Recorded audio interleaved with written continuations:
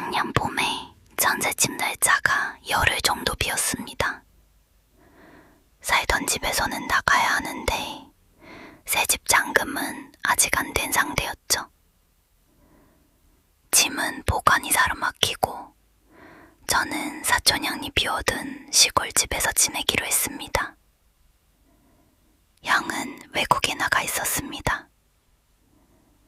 원래 부모님이 살던 집인데 두 분 다 돌아가신 뒤로는 명절 때나 잠깐 들른다고 했습니다.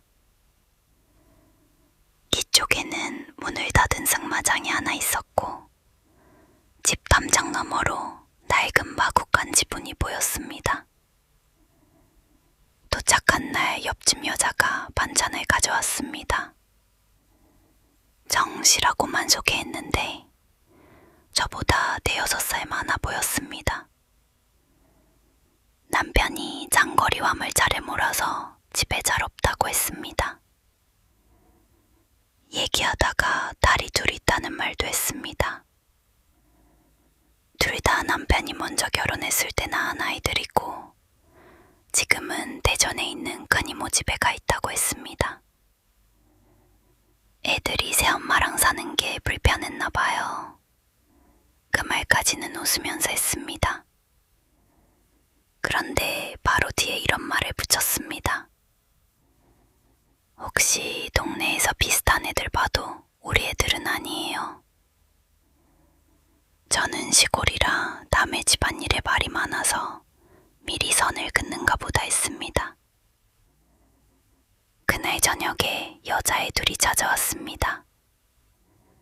고등학생쯤 돼 보이는 아이와 초등학교 고학년 정도 되는 아이였습니다. 큰애는 자기를 화연이라고 했고 작은 애는 연주라고 했습니다. 연주는 날이 맑은데도 빨간 고무장화를 신고 있었습니다. 자기 발보다 커서 걸을 때마다 뒤꿈치가 들렸습니다. 화영이는 동생 손을 잡고 있었습니다. 아저씨, 여기 잠깐 있어도 돼요? 옆집 아이들이라는 건 바로 알았습니다. 얼굴이 정씨가 보여준 가족사진 속 아이들과 같았습니다. 저는 새엄마와 싸우고 몰래 돌아온 모양이라고 생각했습니다. 아이들은 집에 들어오자마자 현관 옆에 쌓인 이삿짐을 구경했습니다. 제가 떨어진 주소 스티커를 다시 붙이고 있으니 화영이가 도와주겠다고 했습니다. 글씨를 반듯하게 잘 썼습니다. 제가 새 집 주소를 불러주면 화영이가 스티커에 적었습니다. 연주는 그걸 선자마다 붙였습니다. 나중에는 스티커를 몇 장 더 달라고 해서 한꺼번에 들고 다녔습니다. 이거 붙이면 안 잃어버려요? 연주가 묻기에 저는 이삿짐에는 주소가 있어야 제대로 따라온다고 했습니다. 아이는 알아들었다는 듯 고개를 끄덕였습니다. 정씨에게 연락하려 했지만 화영이가 말렸습니다. 곧 이모가 데리러 올 거라고 했습니다. 둘은 물도 마시지 않고 1시간쯤 있다가 뒷문으로 나갔습니다. 다음날 정씨가 빈 그릇을 가지러 왔습니다. 저는 아이들이 어제 왔다 갔다고 말했습니다.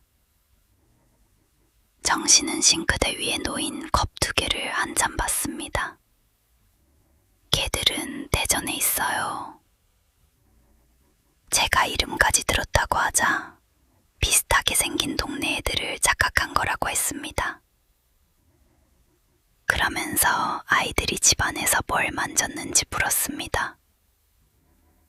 이삿짐 스티커를 붙여줬다고 하니 입을 다물었습니다.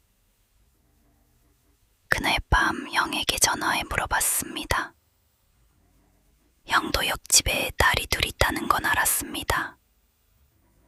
다만 지난 겨울부터 보이지 않았고 다들 외가로 갔다고만 들었다고 했습니다.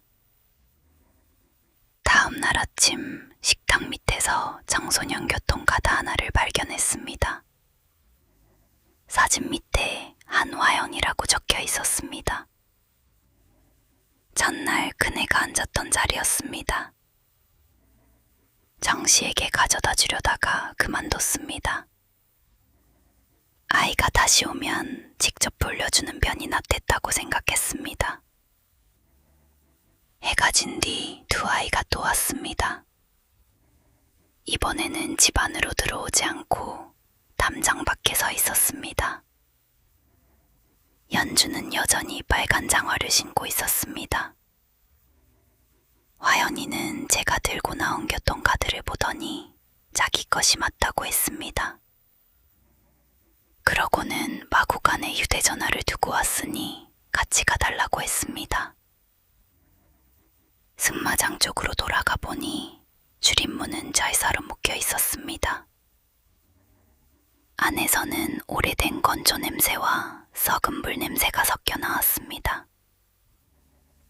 화연이는 세 번째 칸을 가리켰습니다.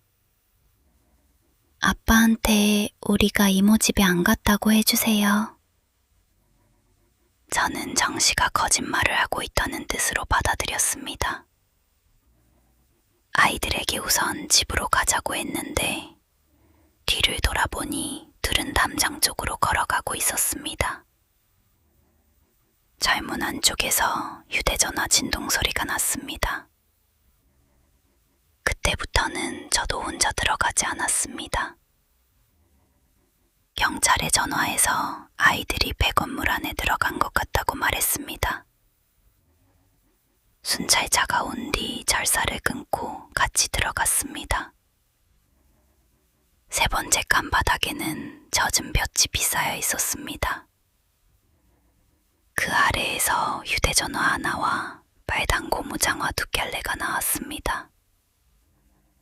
벽에는 새 합판이 덧대어져 있었습니다. 경찰이 합판을 뜯자 뒤쪽에 콘크리트 물탱크가 나왔습니다. 승마장을 운영할 때 말 씻기는 물을 받아두던 곳이라고 했습니다. 두꺼운 가장자리만 다른 곳보다 색이 밝았습니다. 그날 밤 정씨 부부는 경찰서로 갔습니다. 대전원에 있다는 큰이모에게 확인했는데 아이들을 맡은 적이 없다고 했습니다. 남편은 아내가 아이들과 연락하는 줄 알았다고 했습니다.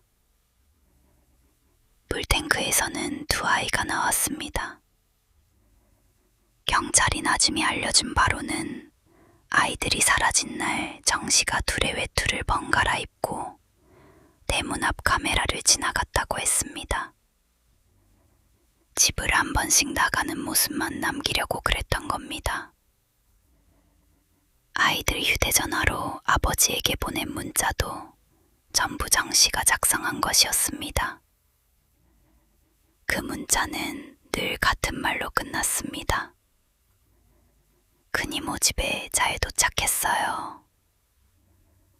저는 예정대로 그 집을 나왔습니다. 경찰이 가져간 것 말고는 빠진 물건이 없었고 보관업체에서 받은 상자수도 맞았습니다.